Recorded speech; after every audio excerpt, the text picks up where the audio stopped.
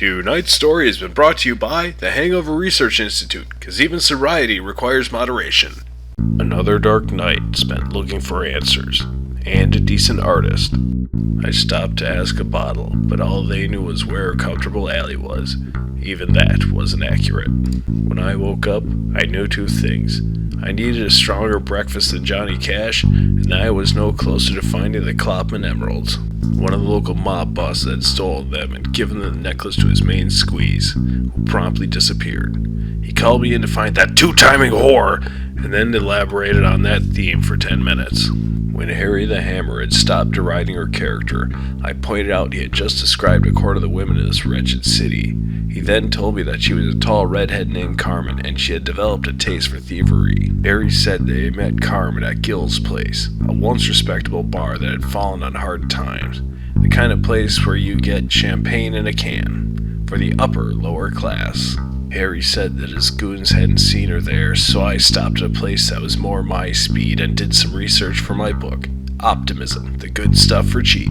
When I woke up, I knew my next step. There was only one place in town that could handle something as big as the Klopman Emeralds. With pounding head, I set off. MacGuffin's wasn't the biggest pawn shop in town, but it was for items of questionable origins. If Carmen was still in town and didn't have a private buyer, then this is where she would go. When I got to MacGuffin's, he was in the back, so I browsed. Everything out front was squeaky clean or inconsequential. For the good stuff, you had to ask. Angus MacGuffin had a tepid relationship with detectives. He's happy to pawn our stuff when we are our usual state of being broke. However, when we come looking for items of questionable origins, our welcome is quickly worn out. When Angus came out of the back, I asked if Carmen had been by. He said that she had been by and sold off a bunch of jewelry, but not the Klopman emeralds. Angus said that she had seemed skittish. She had barely haggled on the price and then almost ran out of the door with her cash. $20 helped convince Angus that I didn't care if she had stolen the jewelry. I just wanted to check for any information that I could use to find her. The rings, the necklace, and the earrings only said that she had come from a humble background. The watch was much nicer and had an inscription on the back. "Now you might be on time. The Hammer." Well, that's a dead end. The only other clue was a worn and tarnished gold bracelet with the inscription, "Find the Jade Monkey." The only Jade Monkey that I knew of is a tourist bar that no self-respecting detective would set foot in without cause. The Jade Monkey is a tropical-themed bar in the nice part of town that tries to convince tourists that the Gomorrah is a wonderful place, all while keeping them away from the sewer that the rest of us call home. Even the bar had a fake thatch roof. Oh, how I hate this kind of place. There was a rack of bracelets like the one Carmen had sold sitting on the counter. At least I had found the right place. I sat down and ordered a scotch. They didn't serve scotch. I asked the bartender what she recommended, and what she brought back looked like I was going to need a yellow fever vaccination. I asked the barmaid if she knew Carmen. She said that Carmen had worked there for a while. She didn't know her very well, but she did know that Carmen's one of those girls. She said that the waitress knew her better. I knew those girls, small-town girls enticed by stories of the beauty and glamour of Abbey Hill. Then they move here with visions of grandeur and the city chews them up. They end up in the pit like the rest of us. The lucky ones end up as gun malls. That fit with what I had guessed. The bracelet wasn't worth much money, but she had kept it for years. That said emotional attachment. It must have been a gift from a close friend or relative. They were probably older because she didn't have time for the wearer.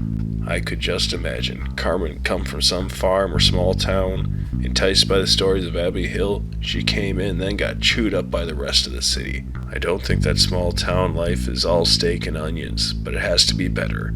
Can't be any worse than Gomorrah. God only knows.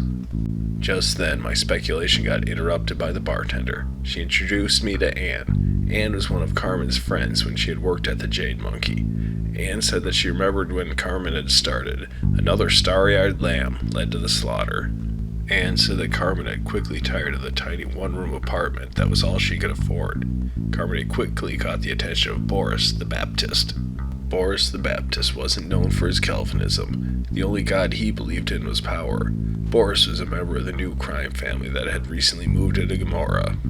The Romanov family had moved into town and set up their headquarters at a once great bar called the Winter Palace. Unlike some of the other upstarts, Rather than try to carve the territory from the families, they sought to join them. The families had given the Romanovs Abbey Hill and told them not to ruin the tourism. The Romanovs had quickly built a casino. Despite the name, the loaded dice was honest, by casino standards.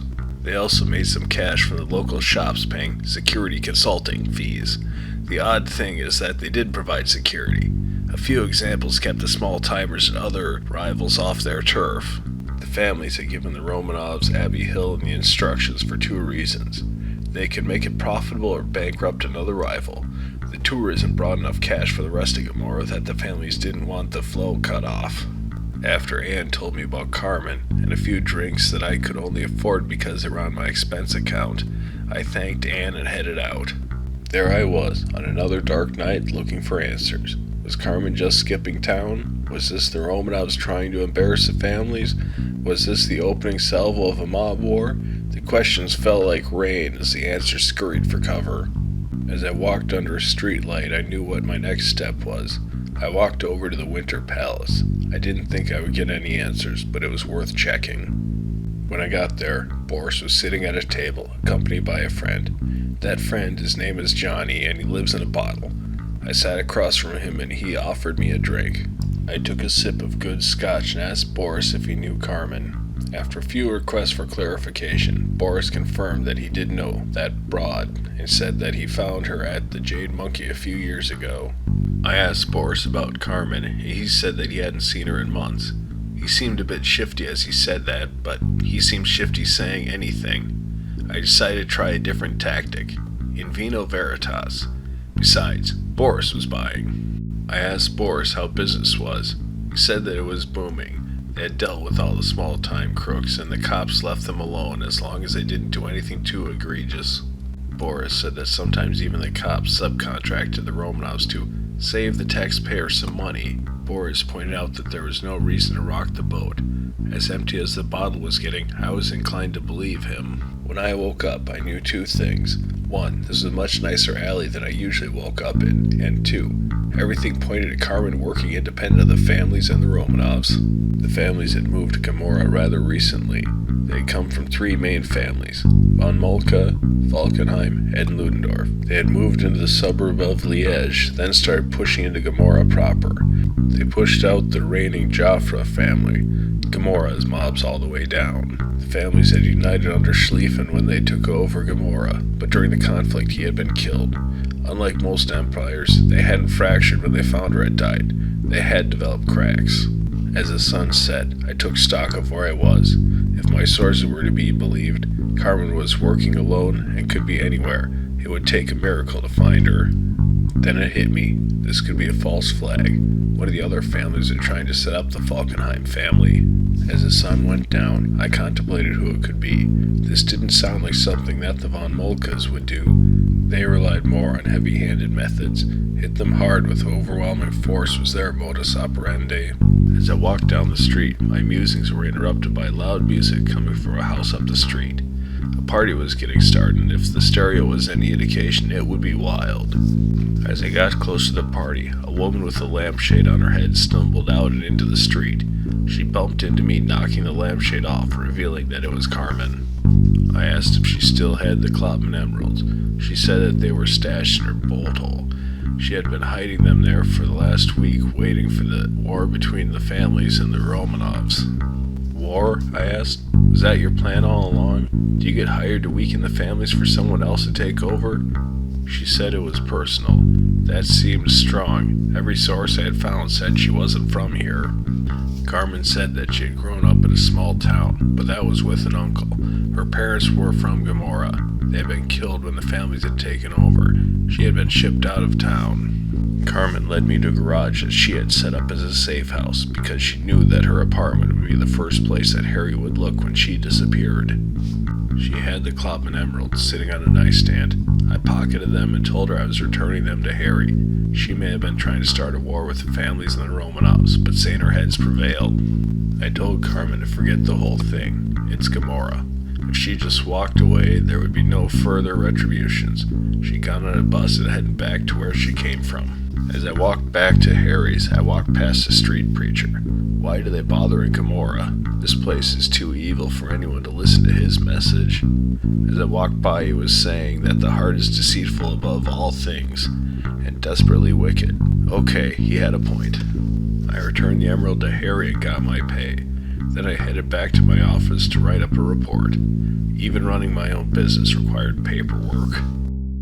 So ends a case of the Double Dealing Diva.